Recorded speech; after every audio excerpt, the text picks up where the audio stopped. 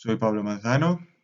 Voy a hablar de las definiciones de traducción y equivalencia que se han realizado a lo largo de la historia y de cómo las diferentes visiones de estos conceptos afectan al proceso de traducción. La presentación estará estructurada de la siguiente manera. Empezaré definiendo la traducción según la visión de Jacobson y después pasaré a las definiciones de traducción según las 4 visiones distintas, como actividad entre lenguas, como actividad textual, como acto de comunicación y como proceso. Después definiré la equivalencia y finalmente realizaré una conclusión.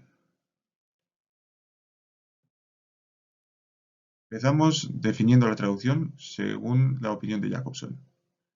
Jacobson pensaba que únicamente la traducción interlingüística, es decir, entre dos lenguas, es la verdadera traducción, excluyendo la traducción intralingüística, esto es, entre signos verbales de la misma lengua, e intersemiótica, o sea, entre signos verbales y signos de sistemas no verbales, aunque él mismo establece esta clasificación de 3 tipos de traducción.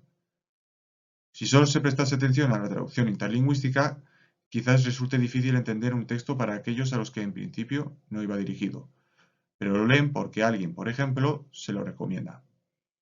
Algunos conceptos no estarían explicados mediante, por ejemplo, glosas o notas al pie, y el lector leería el texto sin comprender bien qué dicen dichas partes. Pasamos a la definición de traducción como actividad entre lenguas. Según Vinay y Darvelnet, la traducción se sitúa en el plano lingüístico y consiste únicamente en expresar una misma realidad pasando de una lengua a una lengua B. Al ser una definición ubicada en el plano lingüístico, el traductor solo se centraría en transmitir el mensaje dando lugar a una sintaxis coherente, lo cual podría causar que se perdiese la intención comunicativa del autor original. No se provocarían las mismas emociones en el lector del texto meta que en el lector del texto origen. En cambio, Seleskovich y House insisten en el carácter textual de la traducción. Para ellos, traducir es transmitir el sentido del mensaje de un texto, manteniendo la intención comunicativa original. Esto podría tener una mejor repercusión en las traducciones, sobre todo de textos literarios. De esta forma, se da cobertura a una obra literaria sin limitarla únicamente a aquellos lugares donde se hable la lengua origen. Otro ejemplo puede ser en personajes que utilicen, de vez en cuando, expresiones metafóricas, teniendo que adaptarlas a la lengua y cultura meta para mantener dicho sentido metafórico, aunque no se digan exactamente las mismas palabras en los mensajes. Esto ocurre en refranes o dichos populares. Existen otras perspectivas en las que se incide en la traducción como un acto comunicativo, señalando la influencia del contexto sociocultural de la traducción, que es la visión de Hatim y Mason, los problemas de coordinación interpersonal que se tienen que solucionar, que es la visión de Hermans, el traductor como operador cultural y la traducción como ecuación cultural, según Hornby, la equivalencia comunicativa de ambos textos, de acuerdo con Lobskaya, etc. Puede realizarse un encargo en el que el traductor no esté de acuerdo con lo que dice el autor del texto original, pero debe tener en cuenta a quién va dirigido y no puede cambiar lo que el texto original contiene para que concuerde con sus ideales, pues generaría un problema tanto en el emisor como en el receptor. Es imperativo que el traductor sea imparcial. Por último, en lo que a la traducción respecta, se observan definiciones que la ven únicamente como el proceso que se debe efectuar para pasar de una lengua a otra. Vázquez Ayora ve dicho proceso en el marco oracional, pensando que deben analizarse las oraciones prenucleares, pasarlas a lengua meta y transformarlas en expresiones estilísticamente apropiadas. Lederer, en cambio, ve el proceso de traducción relacionado con los de comparación y expresión en la comunicación monolingüe. Finalmente, Bell considera 3 sentidos en el término traducción: el proceso de traducir, el producto que resulta de dicho proceso y el concepto de la traducción, el cual abarca proceso y producto. El proceso de traducción no es únicamente comparar entre dos lenguas, es más bien comprender el mensaje original y reformularlo en una lengua receptora. Los textos no se traducen palabra por palabra, sino segmento por segmento.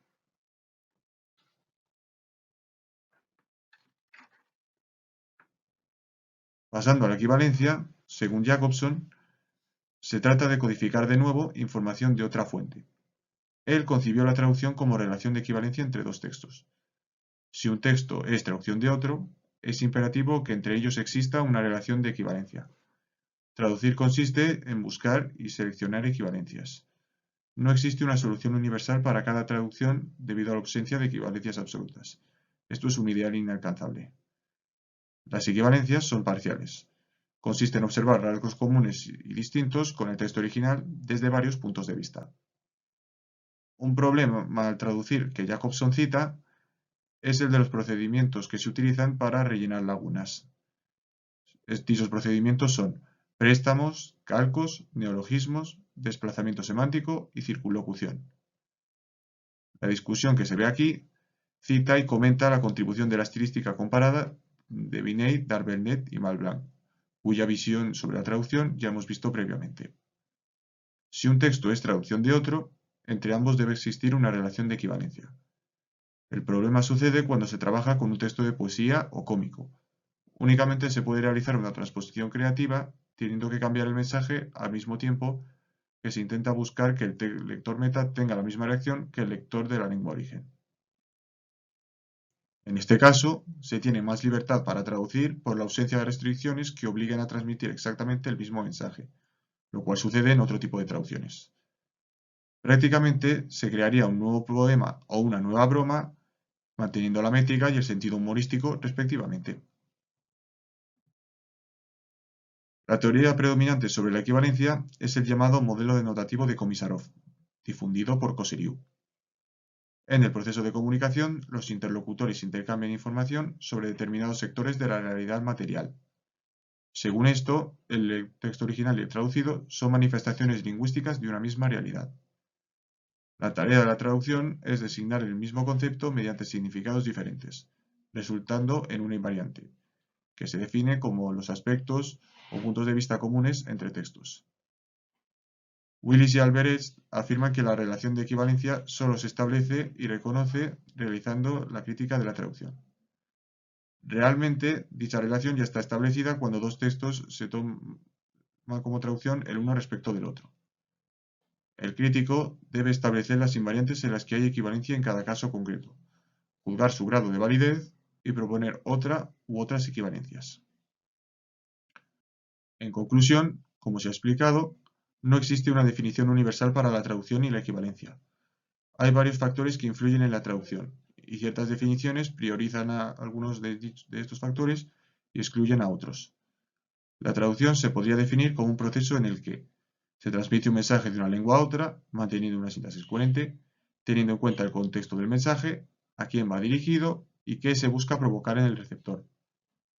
Por otra parte, la equivalencia se podría definir como la búsqueda de expresiones semejantes a las que aparecen en el texto origen, teniendo en cuenta la intención comunicativa de su autor y las particularidades de la lengua a la que se dirige la traducción.